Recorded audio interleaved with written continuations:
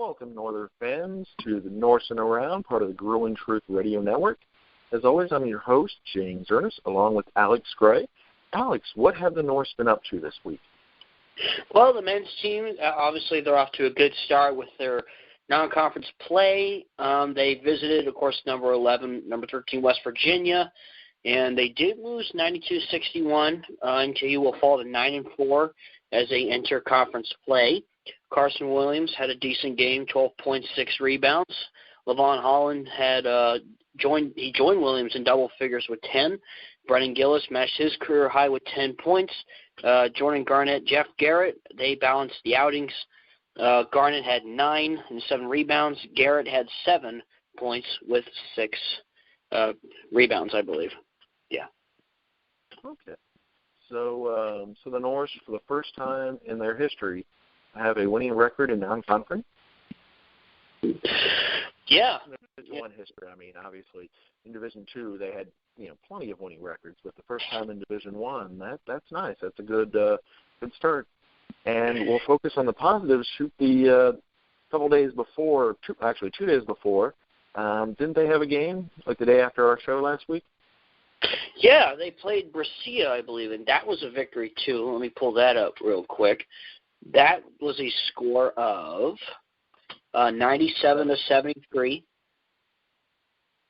over Brescia College. So that's good news. How the players end up doing in that game? Drew McDonald had 22 points, 8 rebounds. Carson Williams had a second career double-double, 21 points, 11 rebounds, including 7 on the offensive glass. Cole Murray had 12 points and 3 assists. Lavone Holland, Jordan Garnett dished out 5 assists apiece. So they had a really good game on that one there. They played Brescia College, like I mentioned before. That was a 97-73 win. Okay, well, that's always good news, when they're winning. And, like you said, having that non-conference winning record. So they're going to be starting to play conference on Thursday. Where are they headed off to? They're headed up to Detroit. They will play Detroit Mercy, and then on New Year's Eve they play at Oakland. So Detroit, isn't that also where their conference tournament's going to be this year? That's correct, up at Joe Louis Arena. Nice. Okay. So they'll get used to going up that way, so that's good. I'm looking forward to the Thursday, the 5th game against Youngstown State. I'm planning on going to that one, and the Cleveland State game, I'm in talks to be able to get to that. Let's see. So how about you? Which games are you going to be covering in the near future with the band? My next pet band gig scheduled is the 14th, and that is against that's a women's game, actually. Yeah, I was going to say, They will play Wright State, so a little rivalry going on there. Nice. And with them having success in the league, that would be a good team for us to kind of partner up with and have a little rivalry. Well, you mentioned the women and how you're going to be going to that game and playing for them. How they do in Puerto Rico or in Vegas? I mean, it's Puerto Rico Classic. Puerto Rico Classic in Las Vegas, yeah. They went 2-1 in the 3 games they played. They lost to Portland State 77-54. And then they won against Arkansas State 83-78, and then they won against Southern Mississippi 58-53. Okay, so 2 out of 3 ain't bad, definitely. We'll take that. So let's see. So who are the highlights? I'm guessing it's probably Rebecca. She's been a highlight most of the season. Like in the first game.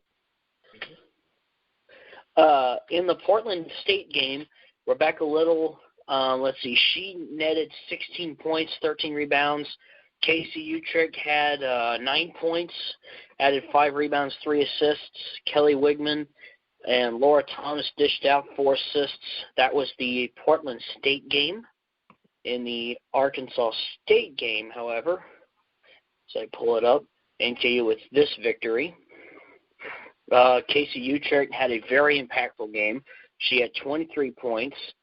And it marks the 4th time in her career that she surpassed 20 points in scoring. Mikayla Terry added 16 points. three of 4 from the three-point range. Kelley Wiegman, Rebecca Lyttle also scored in double figures with 12 and 10 points. Sheree Davis had 7 assists and also 6 points. And for rebounds, Hannah Clark scored a new career high in her first ever start, chipping in 9 points, and that was the second game. And as for the game against Southern Mississippi, Rebecca Little had 6. What's that?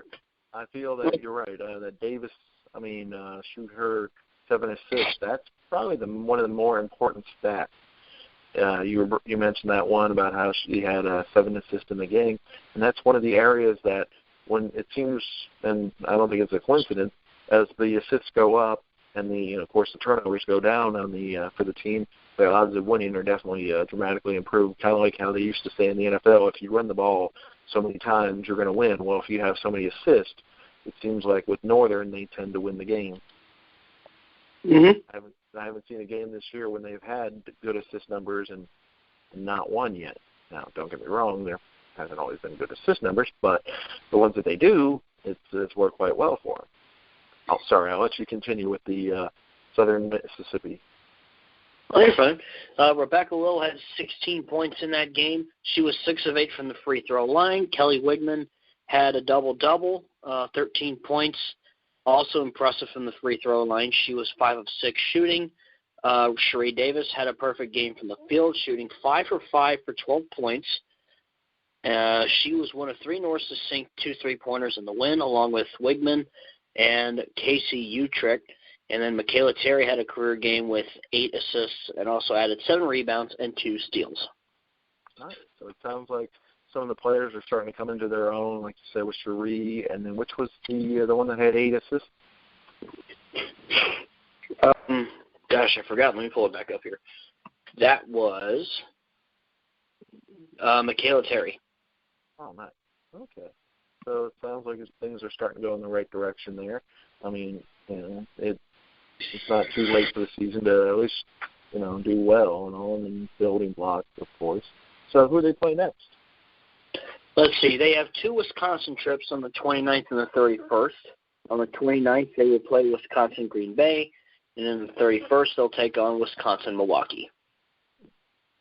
Okay, well, that's good that they can kill 2 birds with 1 stone, so they don't have to go up and back and up and back. Because that's what East Washington, who ended up playing Northern, and then they ended up playing Xavier 2 nights later. So they same thing where they were already in town and didn't have to worry about as much travel. Just be able to stay there. It's easier. Yeah.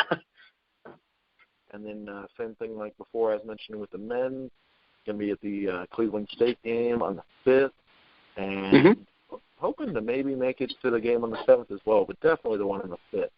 And then, of course, you said you'll be performing at the Wright State game on the 14th. So it sounds like the Norse is going in the right direction. Like we mentioned last show, we're going to be doing some baseball coverage as well. So even after the basketball season, of course, we want our fans to stick around. And then hopefully next week we will start back with the interviews of the players, throwing that on the end of our show.